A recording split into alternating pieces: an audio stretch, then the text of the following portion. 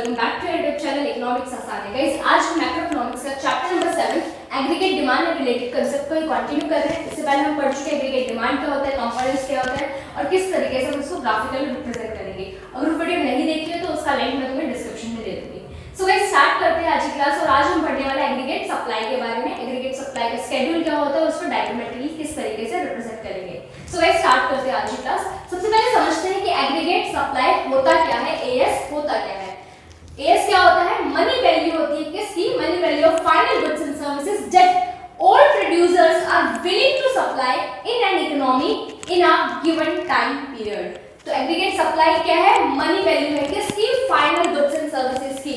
हम हमेशा जो वैल्यू लेके चलते हैं वो फाइनल गुड्स एंड सर्विसेज की लेते हैं, क्योंकि इंटरमीडिएट गुड की वैल्यू तो मर्ज होती है फाइनल गुड्स एंड सर्विसेज के साथ। तो फाइनल गुड्स एंड सर्विसेज की मॉनेटरी वैल्यू जो कि सारे प्रोड्यूसर, जितने भी प्रोड्यूसर इकोनॉमी में क्या है, विलिंग टू सप्लाई है गिवन टाइम पीरियड में, दैट इज एग्रीगेट सप्लाई।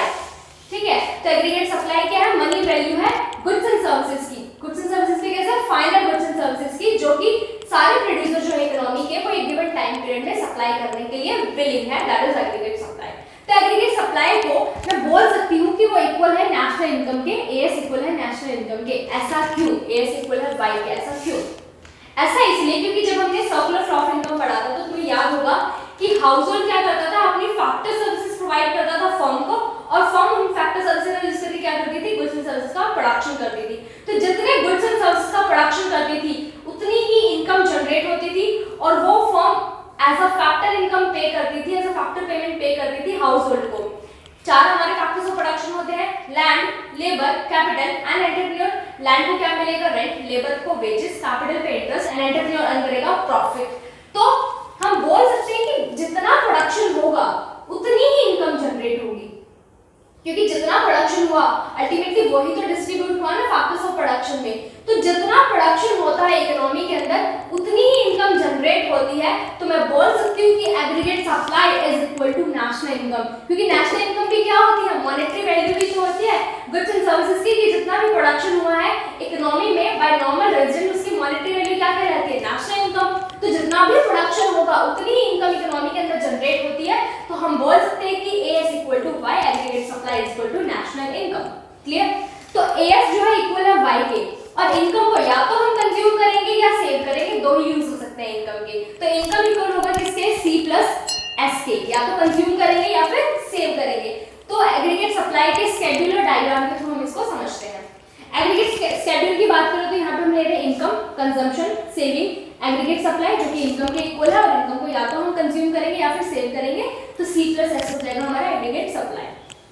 तो इनकम हमारी 0, 100, 200, 300, 400, 500, 600। कंजम्पशन क्या होता है हमारा, इनकम के साथ साथ बढ़ता है, क्योंकि इनकम का कंजम्पशन के साथ क्या होता है, पॉजिटिव रिलेशन होता है, डायरेक्ट रिलेशन होता है। अगर इनकम बढ़ेगी तो कंजम्पशन बढ़ेगा, इनकम कम होगी तो कंजम्पशन भी कम होगा। ठीक है, पॉजिटिव स्लोप होती है कंजम्पशन कर्व की। देन बात करें कि जैसे जैसे इनकम बढ़ रही है वैसे वैसे कंजम्पशन भी बढ़ेगा, 40, 120, 200, 280, 360, 440, 520। बट हमने लास्ट क्लास में जब एग्रीगेट डिमांड पढ़ा था तो देखा था कि जीरो लेवल ऑफ इनकम पर भी कंजम्पशन होता है, कंजम्पशन हमेशा पॉजिटिव रहेगा। जीरो लेवल ऑफ इनकम पर भी कंजम्पशन क्यों हो रहा है, क्योंकि मिनिमम लेवल ऑफ कंजम्पशन है, सर्वाइवल के लिए कंजम्पशन तो करना पड़ेगा। ठीक है, अब इस कंजम्पशन को हम अपनी पास सेविंग या एसेट सेल करके या बोरिंग के थ्रू मीट आउट करते हैं। तो जीरो लेवल ऑफ इनकम पर जो कंजम्पशन होता है उसको बोलते हैं सी बार ऑटोनोमस कंजम्पशन, क्योंकि इस पर इनकम का कोई इंपैक्ट नहीं पड़ रहा है, क्योंकि जीरो लेवल ऑफ इनकम पर भी हम कंजम्पशन कर रहे हैं। क्लियर? अब जैसे जैसे इनकम बढ़ती है वैसे वैसे कंजम्पशन तो बढ़ता है, बट जिस रेट से इनकम बढ़ती है उस रेट से कंजम्पशन नहीं बढ़ता, क्योंकि कंजम्पशन में एक पर्टिकुलर लेवल रीच करने के बाद हम क्या करते हैं, सेविंग स्टार्ट कर देते हैं। क्लियर हुआ? अब एग्रीगेट सप्लाई कर रहे हैं जो कि क्या होता है, सी प्लस एस होता है। तो कंजम्पशन तो हमने देख लिया, बट एस सेविंग कैसे निकालेंगे? देखो मैंने बोला कि इनकम इक्वल है किसके, सी प्लस एस के। तो अगर मेरे को सेविंग निकालनी है तो मैं इनकम में से माइनस कर दूंगी कंजम्पशन, तो सेविंग निकल के आएगा। तो निकालते हैं, चलो। Income minus consumption, 0 minus 40 minus 40, 100 minus 120 minus 20, 200 minus 200 0, 300 minus 280 20, 400 minus 360 40, 500 minus 440 60, 600 minus 520 80। तो सेविंग क्या होती है हमारी, पहले नेगेटिव होती है। नेगेटिव कब तक होगी, जब तक कंजम्पशन ज्यादा होगा इनकम से। ठीक है, जीरो कब आ जाएगा? जब इनकम इक्वल हो जाएगी कंजम्पशन के, और पॉजिटिव कब होगी सेविंग? जब इनकम ज्यादा है कंजम्पशन से। ठीक है, तो पहले क्या होती है हमारी सेविंग? नेगेटिव होती है क्योंकि कंजम्पशन ज्यादा करते हैं हम अपनी इनकम से। जीरो हो जाती है जब इनकम के इक्वल ही कंजम्पशन कर रहे हैं, और पॉजिटिव कब होती है? जब इनकम ज्यादा है कंजम्पशन से, मतलब कि हमने अब सेविंग स्टार्ट कर दी है। क्लियर? तो सेविंग हमारे पहले नेगेटिव होती है, फिर जीरो, देन पॉजिटिव होती है। एएस की बात करें तो एएस क्या होगा? C plus S. तो सी प्लस एस करते हैं। 40 plus minus 40 0, 120 plus minus 20 100, 200 plus 0 200, 280 plus 20 300, 360 plus 40 400, 440 plus 60 500, 520 plus 80 600। अब देखो यहाँ पे भी तुम्हें क्लियर हो जाएगा कि एएस जो है वो इक्वल है इनकम के। देखो 0 100 200 300 400 500 600 सेम 0 100 200 300 400 500 600। ऐसा क्यों? क्योंकि जितना प्रोडक्शन होता है ना इकोनॉमी के अंदर उतनी ही इनकम जनरेट होती है। तो Y is equal to AS, aggregate supply. Clear?